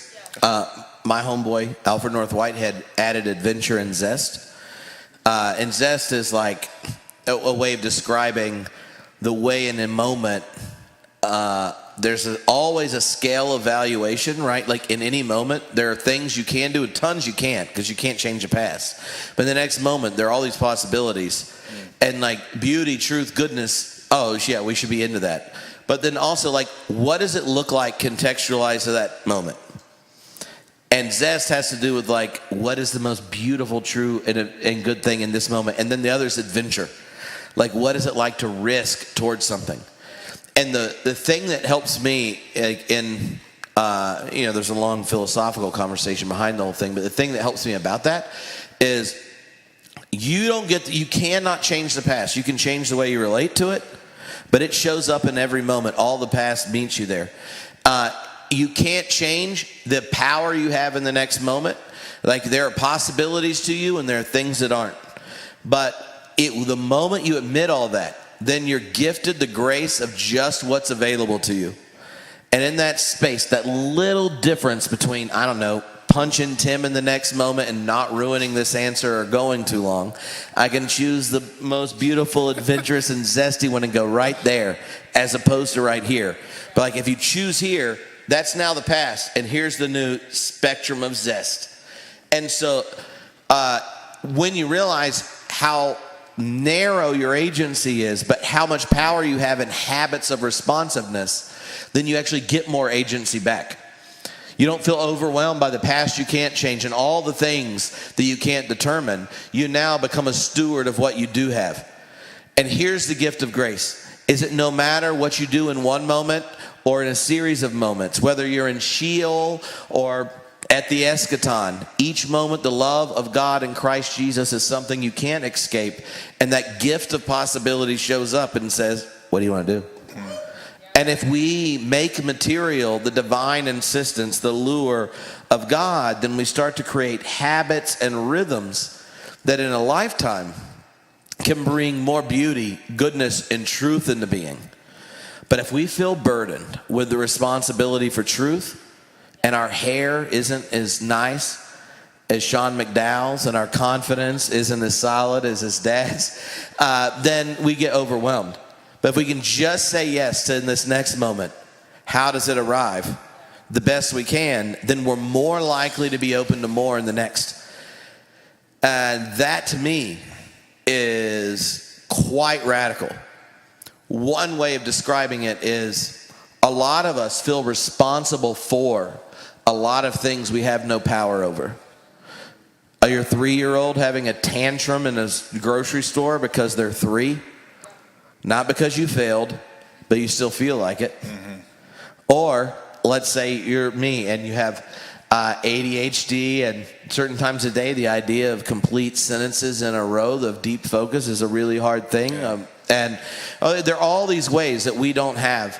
And then we feel responsible for stuff beyond our control. The moment you do that, and now your identity is this, you get overwhelmed, and then you act a fool, and you start screaming at a 3-year-old. And you're like, why are you acting like you're 3? You can't have 5 Twizzlers.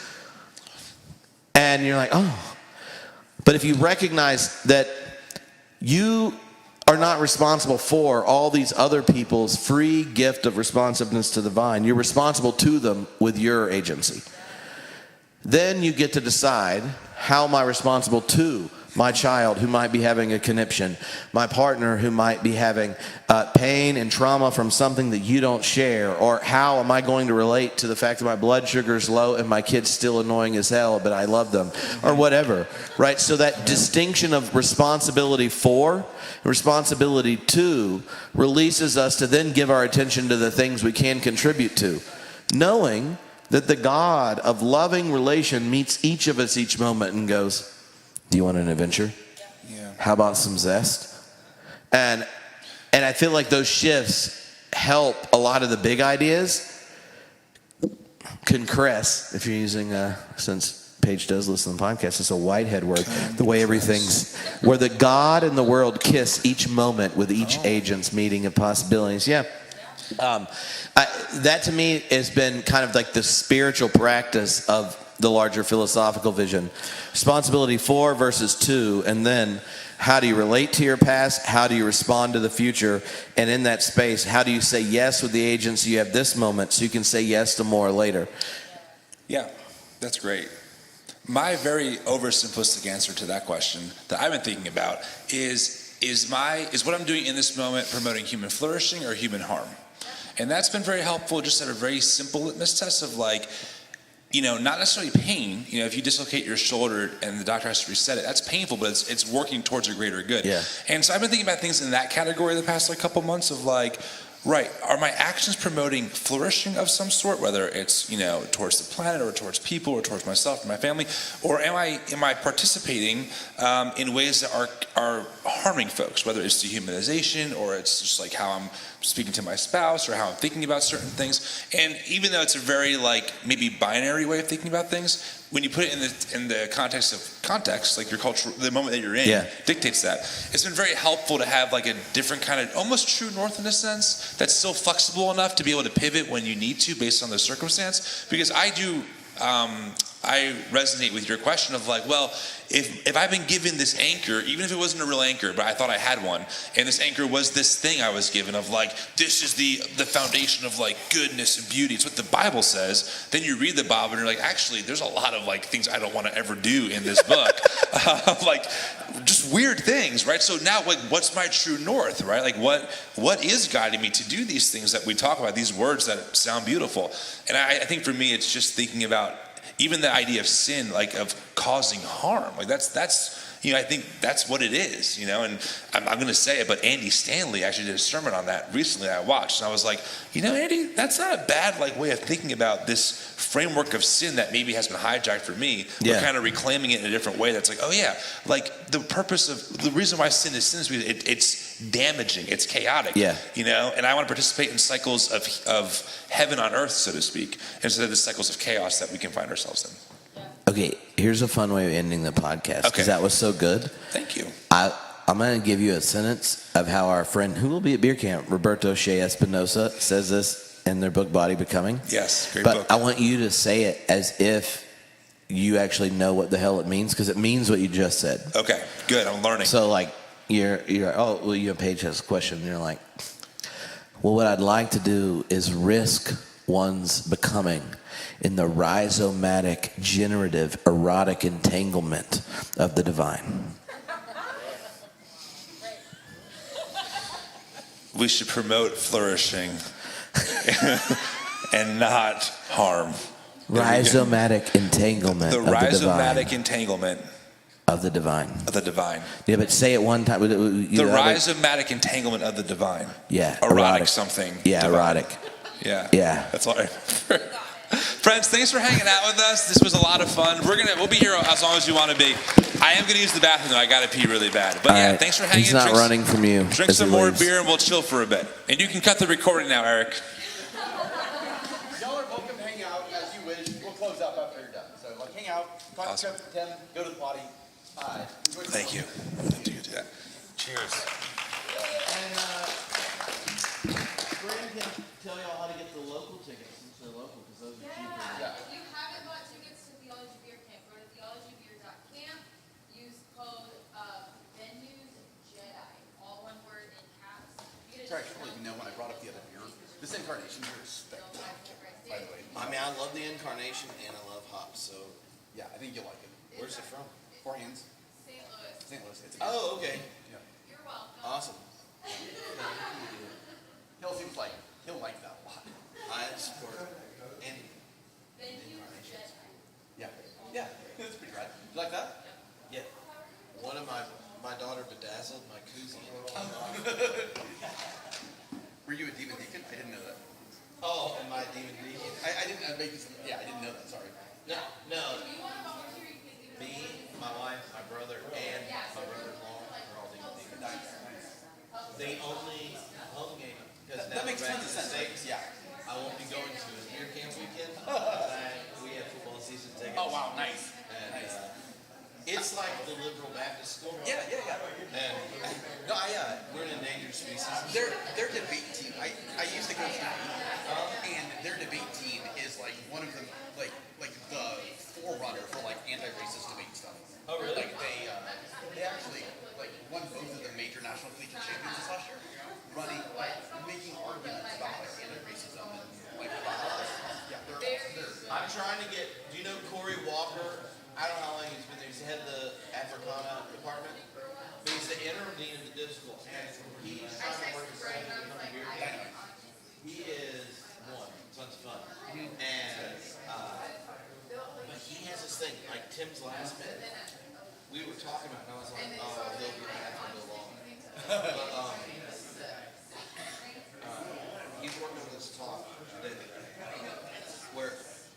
long distance national.